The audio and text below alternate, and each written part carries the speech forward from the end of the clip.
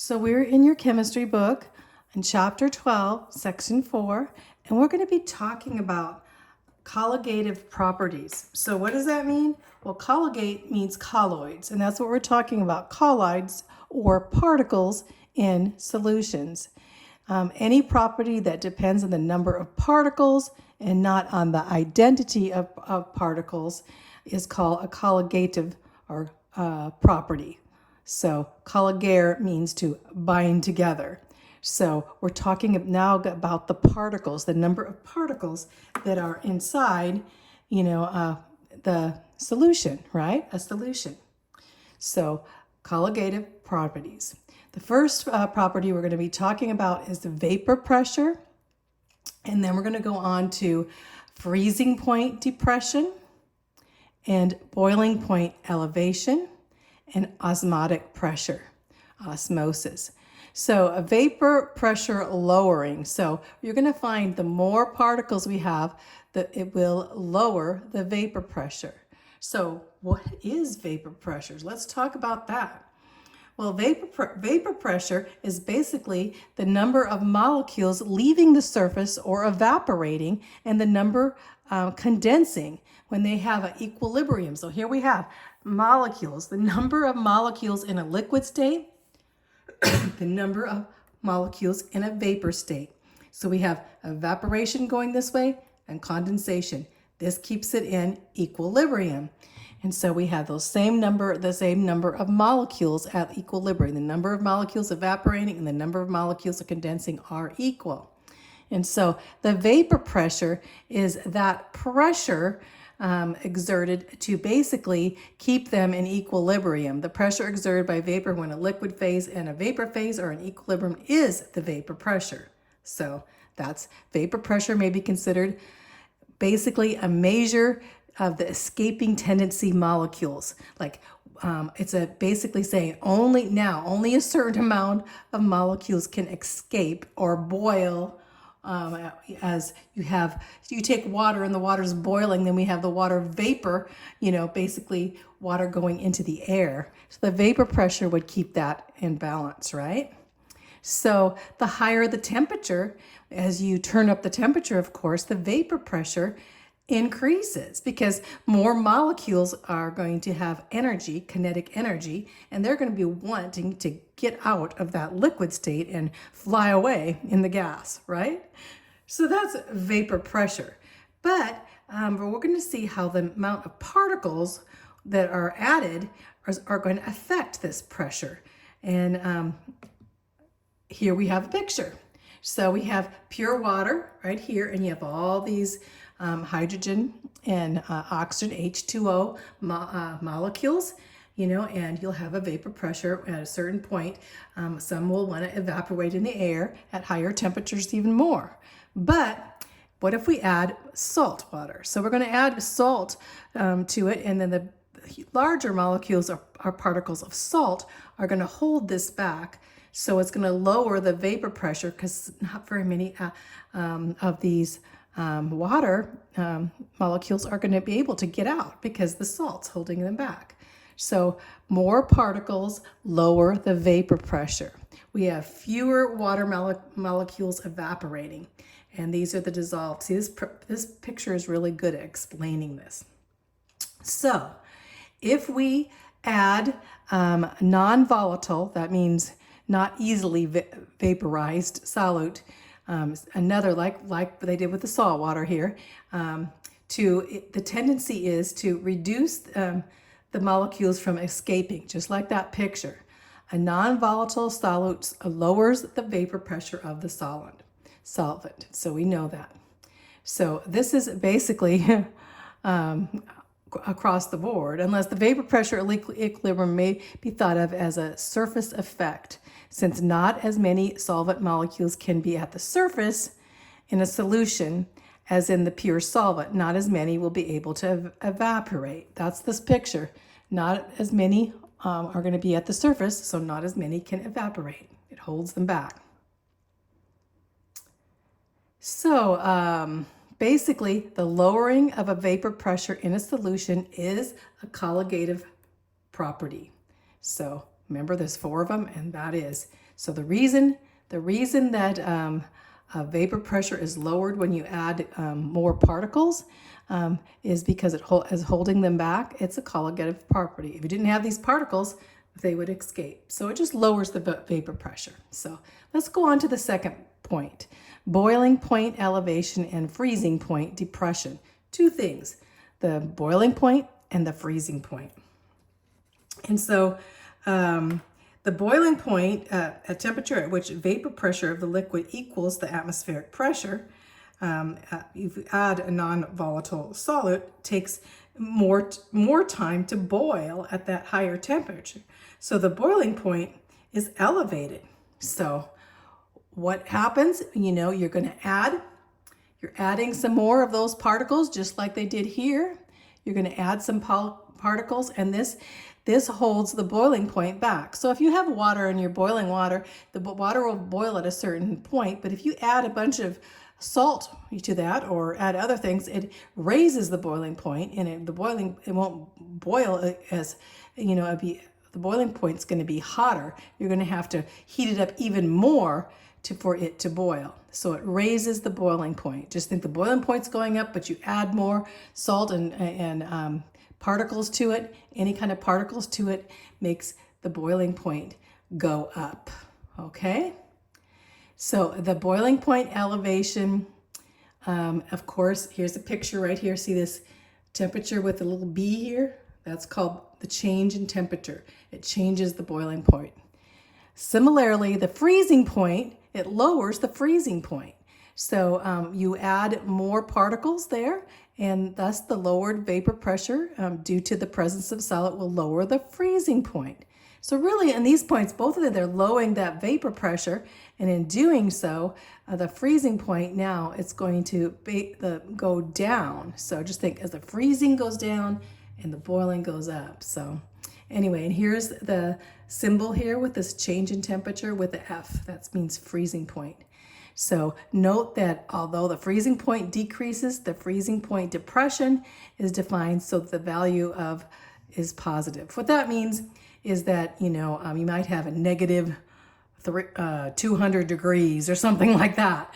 And as for negative 200 degrees, but the value is going to go lower than that. So the freezing point depression is defined so the value of this T is going to be a positive number. So instead of a negative number. But anyway, that's just, you're not really going by the scale, the centigrade scale, centigrade or Fahrenheit scale, okay? In that, you are, but you're going to go from that point, it's going to lower more, the freezing point. The freezing point of the solution is lowered and the boiling point is elevated. Just remember that. Pure solvent crystals or pure solvent vapors form when the solution does freeze or boil. So, okay, so here is again, this tells us that freezing point is the freezing point here and the boiling point, and this is the temperature. You can tell what temperature. Here's the boiling point going up and the freezing point going down. See, this would be basically, as you see, the freezing point. Well, now the freezing point is going to be lower, and the boiling point is going to be higher. So it just tells a difference. And this has to do with this reason this is happening has to do with the vapor pressure. Okay. So let's go on to the next here. Concentration and changes of state. So the boiling point and freezing point are colligative properties because they have to do with particles, right? So we have to remember that. These are the four things, actually. This is 1, 2, 3, 4, and we'll have one more, which is osmosis. But anyway, now we're going to talk about something we've talked about in section 3 or 4, section 3. Because the solution and therefore the molarity, now we're going to talk about moles because we're measuring in moles, changes with temperature, the molality. So the molality is used when dealing with boiling point and freezing point. We're going to use that molality that has to do with grams when we're doing that. So the boiling point elevation and the freezing point depression also depend on the particular solvent that is present. So yes, so we know Constant values are associated with each solvent, and we have to know as the molal, not the molar, but molal point, which has to do with in grams, the molal boiling point and the molal freezing point. And here's the symbols for that. So just know it's measured in moles, but it's all the molal. So here we have temperature, boiling, and then you have the constant. So this is the molal boiling point, and this is the molal freezing point, and then M, in the midst. So M would be that. So here, basically, these are some equations that you'll have to just plug in. So if we have, let's go. If we have 1 mole of a solution of any molecular solute, has a freezing point. This is the freezing point of negative 1.86 degrees, and is therefore, a negative 1.86 is lower because it's 0. It's below 0, right? And so the value for K would be this number. And so basically, as you plug this in, you plug in that change in the freezing and this, and then you end up basically getting 1.86 centigrades or in kilogram. Okay, so basically you're going to say 1.86 is going to be that number. So 1.86 is going to be, it's going to lower the freezing point to negative 1.86 when the freezing point is 0. That's all. So this table here, basically it says table 12.6 and 12.7 give the relationships between molal concentrations and the freezing points. So let's look back at the other and you'll see what I mean. This here, which tells us, okay, let me go.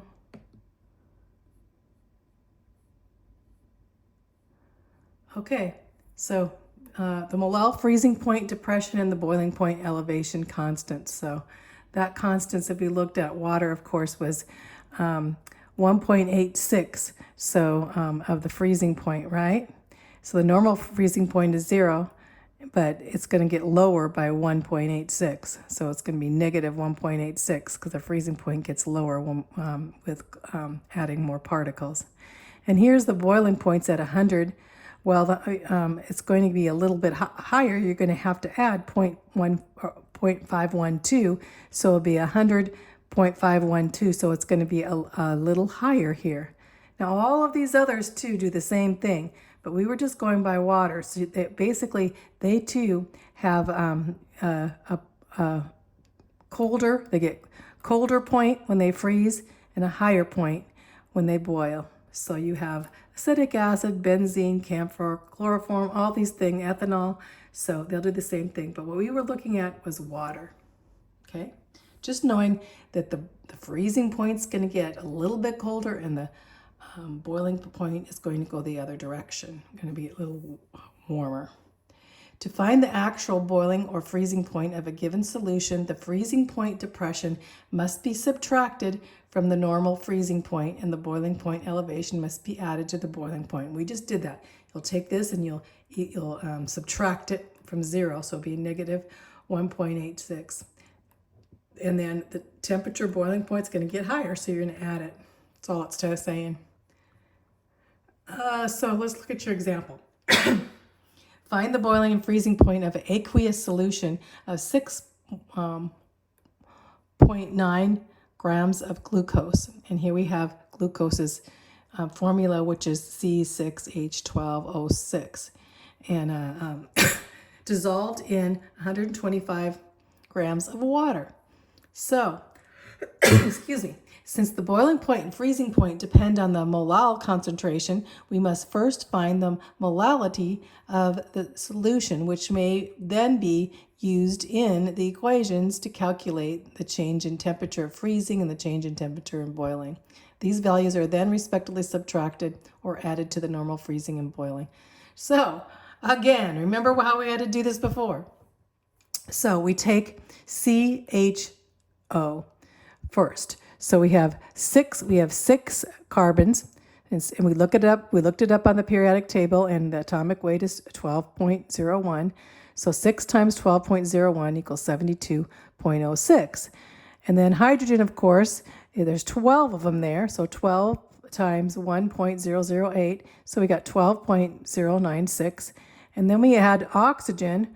On oxygen, if you look at the atomic weight on your periodic chart there, was 16. So 6 times 16 equals 96. Now, remember how we did that? I'll bring up my chart so you know. So let's look over here at carbon. So here's carbon and here's 12.001. You take this atomic weight that's on there and then you times it by how many carbons are in it. So you do that with the hydrogen and do that with the oxygen. That's what I was talking about. So now we add all these up and we have the whole molar mass being approximately 180.16 grams in the mole. So onto here, from this point now, we're going to take basically look up here, 6.9 grams of glucose. So here's the 6.9 grams of glucose compared to the 180 grams. And this way we'll find out, we divide these two and we'll get 0.038 molarity of our sugar, right? But now we also have 125 grams of water there. So the water, we're going to change this 125 grams to kilograms because it's only in grams. So 125, we're going to actually divide it by 1,000. So we get 0.125. Well, most all the time we are going to have to divide by 1,000 to get the grams in the midst, because we're going by kilograms here instead of grams. So anyway, so here we divided it out and we have this, and now we have this and this. We have the molar and we have that. What are we going to do now? We have the moles of the solute divided by the kilograms of the solute. So we're going to divide this by this. Bingo. You could do it on your calculator. 0.038 divided by 1.25, and we're going to get 0.3 moles, approximately 0.3 moles of sugar per kilograms of water. And so this is going to equal 0.31 m, which is the molarity, okay? So we got all this, but now we want to know the change in temperature. So we take this molarity here, which is the change in temperature of F equal mkf. So here we're going to put in 0.31, that's the molarity here, times K. What was that K? That K was, remember we found this 1.86 on our chart. Look at that chart right here. Water, 1.86. You just look at the chart. You don't have to figure that out. And so now we times that and we get 0.58 degrees centigrade. We do the same thing with the boiling point. So we have 0.31 and then we're going to times it by, oh dear, sorry. Went back. I skipped back here, so sorry about this. Here we go. So we're going to times it by 0.512. Where did I get that? Down here with the water, 0.512, because it's going to be that much hotter. So we're going to times that by the molar, which is 0.31 that we got up here, this big equation here, got that. And then so we get 0.16 degrees centigrade. So now for the freezing point, we're going to subtract that from 0 because that's the freezing point. It's going to be colder. So freezing point, we're going to subtract that. So we get a negative 0.58 degrees centigrade. For the boiling point, we're going to add it. So we get 100.16 degrees centigrade. See how they did that? Okay. So the thing is you got to do it in steps. So if you do have this problem, you need to go back to here and figure out, the molarity, because it's good. You're going to have to find the molarity in this problem, and then you're going to have to find this constant. And we found the constant on this chart. So, And then you're going to have to be able to subtract it to get the temperature to find out what it is then. So it's kind of an elaborate process. Okay, this section has to do with antifreeze proteins. When you ever think of antifreeze, you think something that's anti-freezing, so something's going to freeze, but it'll actually change the freezing point so it doesn't freeze. So when we talk about antifreeze, let's see, I have some.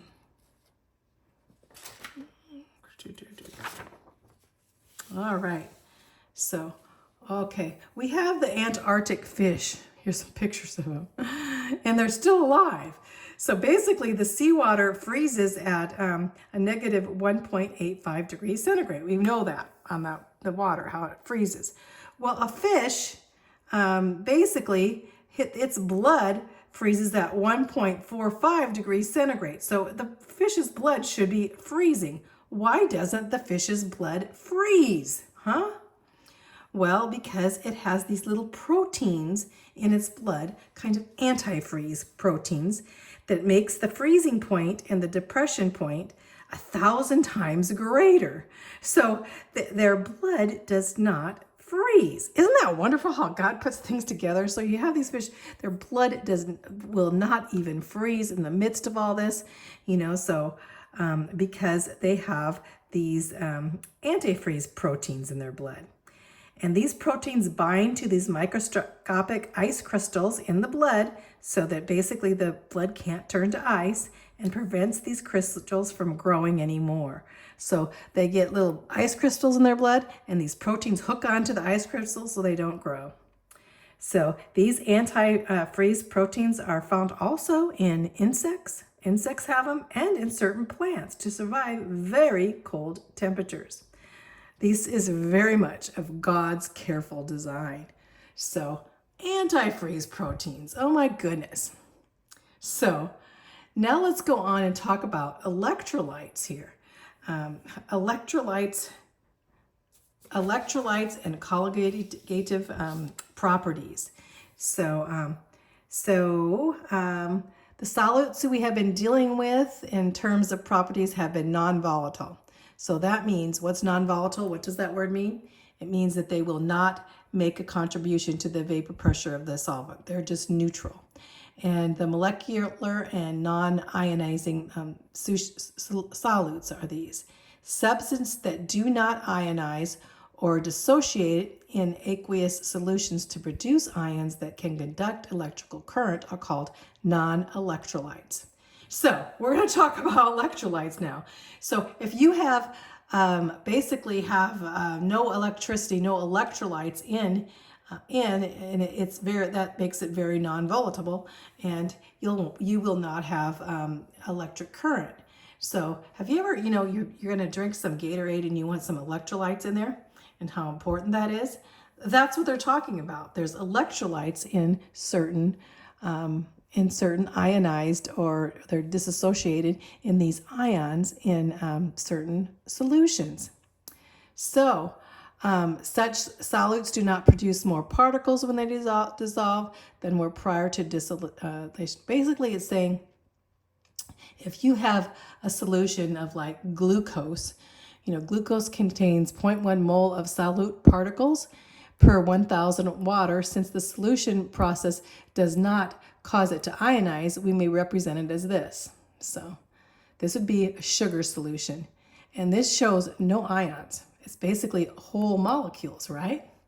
So what happens with the ions? Well, first, let's look at this. We'll come back to this picture because I want to explain this better.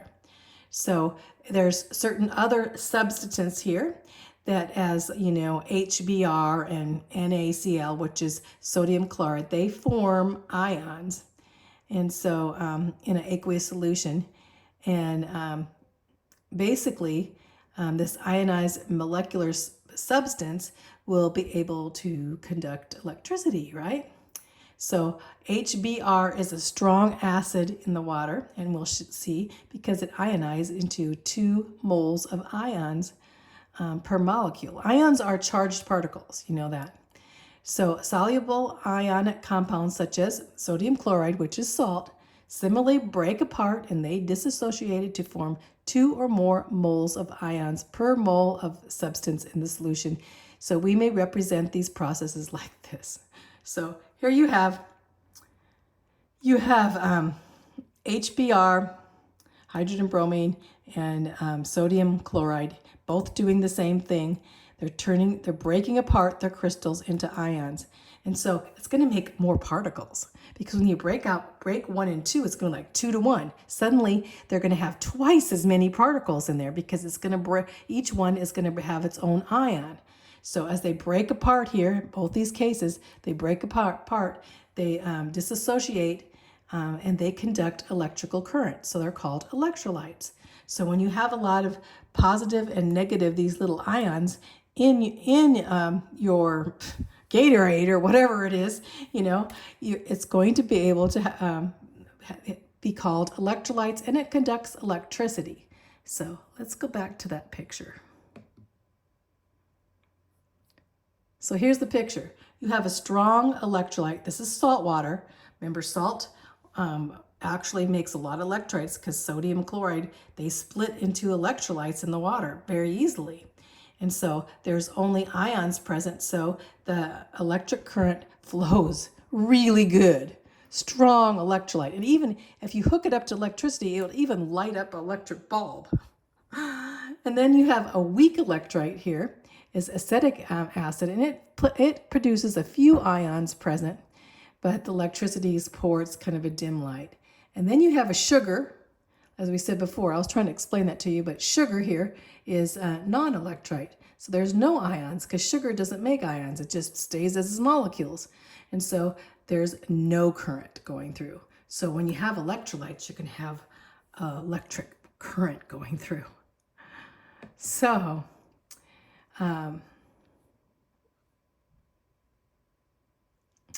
I kind of went over all that in that picture, so I'm not going to go through. So here's a picture, the association of ions in a solution. So here you're going to have, the smaller ions, the bigger, and they're coming apart. Some of them are still stuck together. So you could have dissociation, but it's always not 100%. You're still going to have ion clusters floating around, is what they're saying.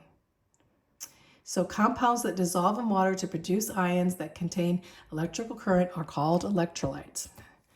And strong electrolytes dissociate into these ions, and weak are usually, the weak electricals are usually polar covalent ones. They have kind of a weak charge, but they're not ions.